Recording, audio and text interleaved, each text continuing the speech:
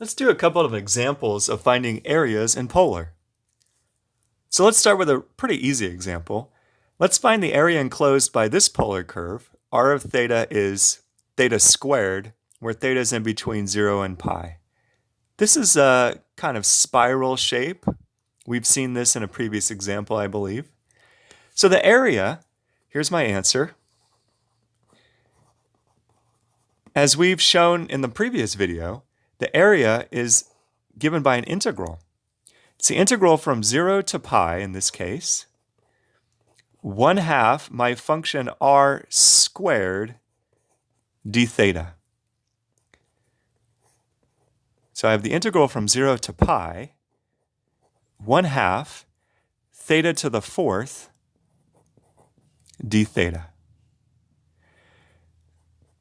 So problems in our class aren't going to get much easier than this. This would be 1/2 times 1/5 theta to the 5th power, evaluated at 0 and pi. So the answer, pi to the 5th over 10.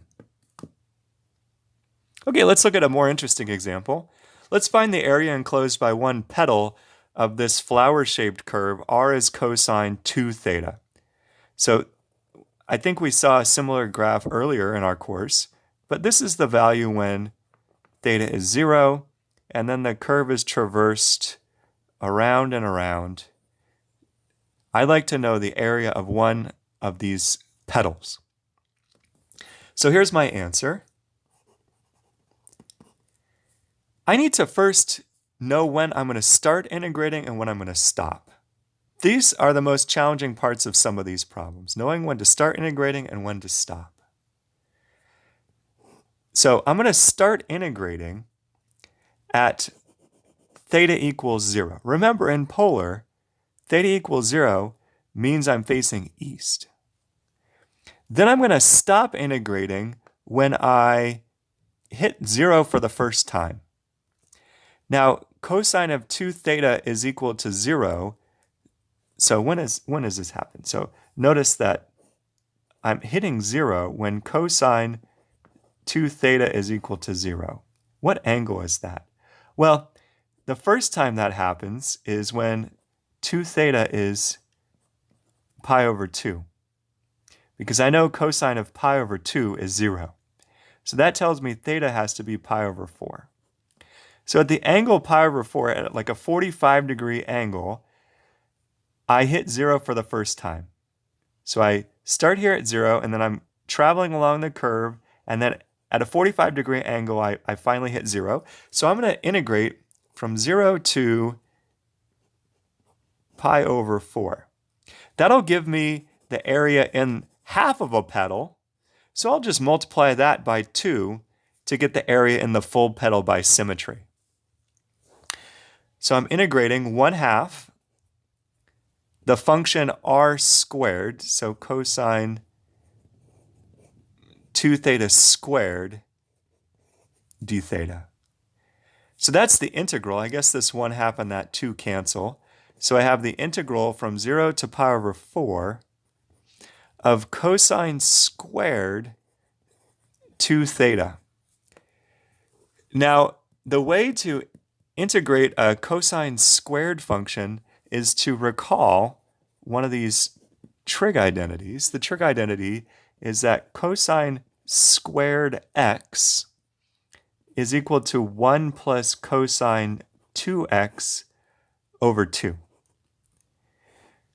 So in this case, my x is 2 theta. So I have the integral from 0 to pi over 4. I'm going to get 1 plus cosine twice the angle. So twice this angle, I think, would be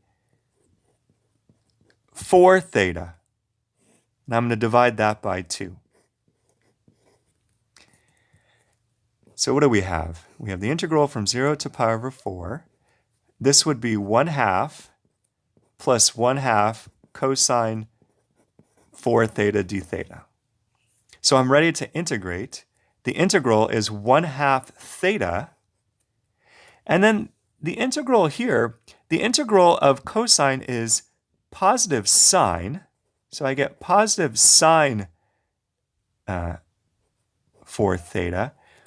But because I have cosine 4 theta, I think I get an extra division by 4. So I get, I believe, 1/8 sine 4 theta as the integral. And that goes from 0 to pi over 4.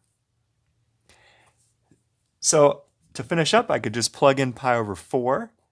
So I get, when I plug in pi over 4 here, I get pi over 8 plus 1/8.